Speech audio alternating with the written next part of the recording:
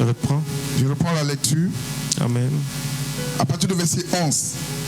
Dis-leur, je suis vivant, dit le Seigneur l'Éternel. Ce que je désire, ce n'est pas que le méchant meure, c'est qu'il change de conduite et qu'il vive. Revenez de votre mauvaise conduite, mauvaise voie.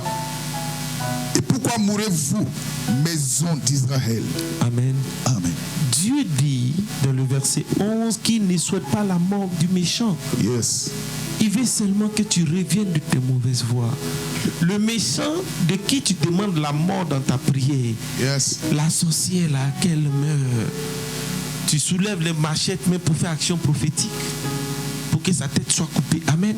Yes. Alléluia. Dieu dit,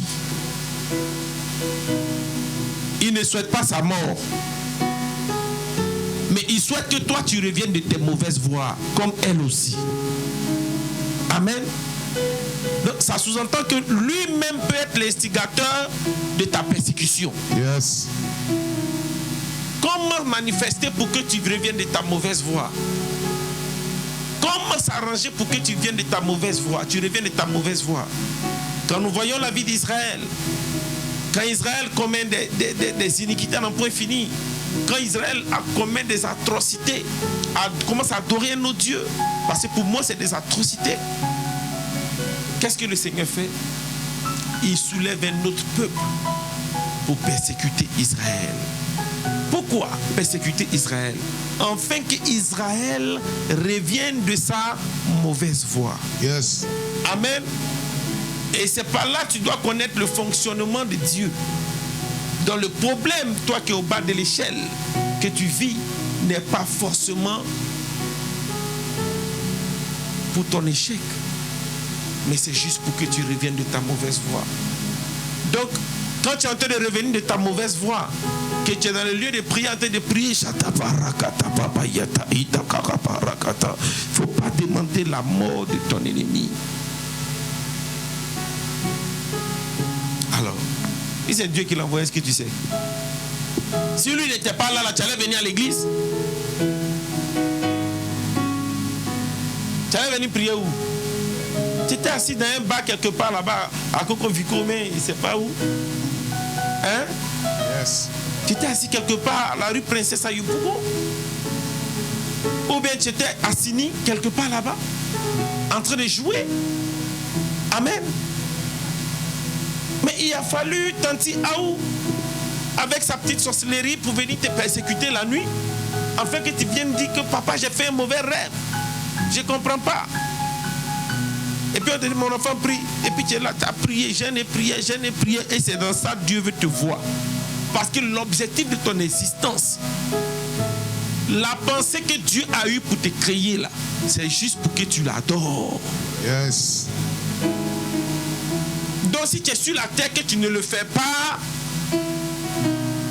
il doit user de tous les moyens pour t'amener à le faire. Amen.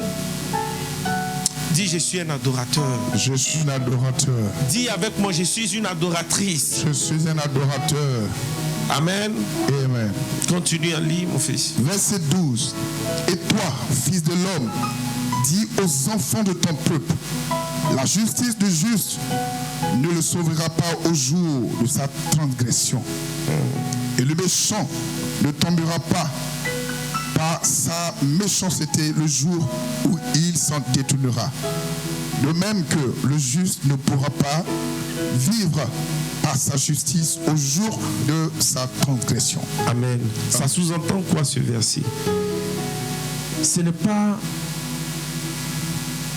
ta justice qui va te parfaire ou qui va te sauver. Yes. Mais c'est quoi? On veut t'amener à comprendre que avoir la foi et croire en Dieu est la source de ton salut.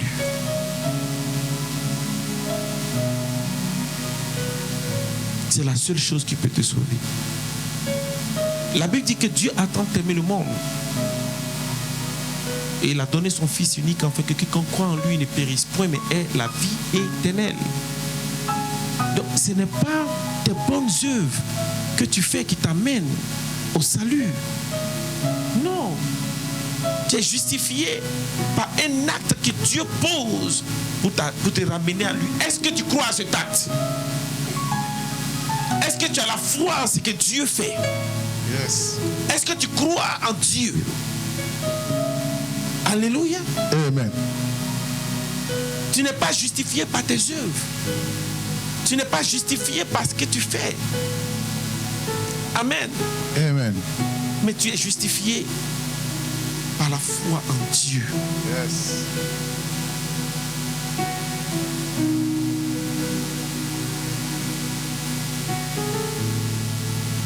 Il dit, aie juste un petit brin de foi. Cela seul suffit. Juste une petite foi, comme un grain de sénévé. Alléluia. Pour que lui, Dieu, fasse des exploits avec toi.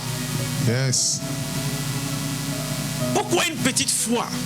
Quand il y a un grand sacrifice, tu n'as pas besoin de trop t'embêter. C'est un sacrifice humain qui est fait. Est-ce que tu as notion de ça? C'est un sacrifice humain qui est fait à Golgotha. Est-ce que tu as notion de ça? Est-ce que tu as besoin d'aménager tellement d'efforts devant un sacrifice humain? Non. Non. Il dit, aie juste une petite foi. Et puis la chose coule.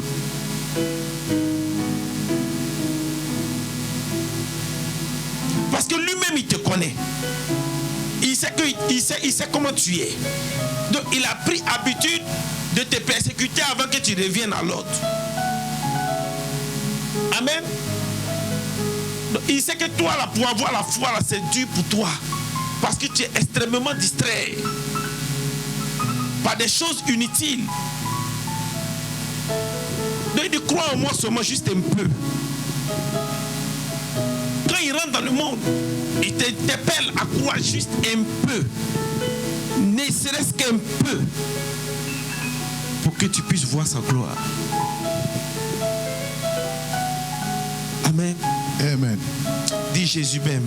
Jésus même.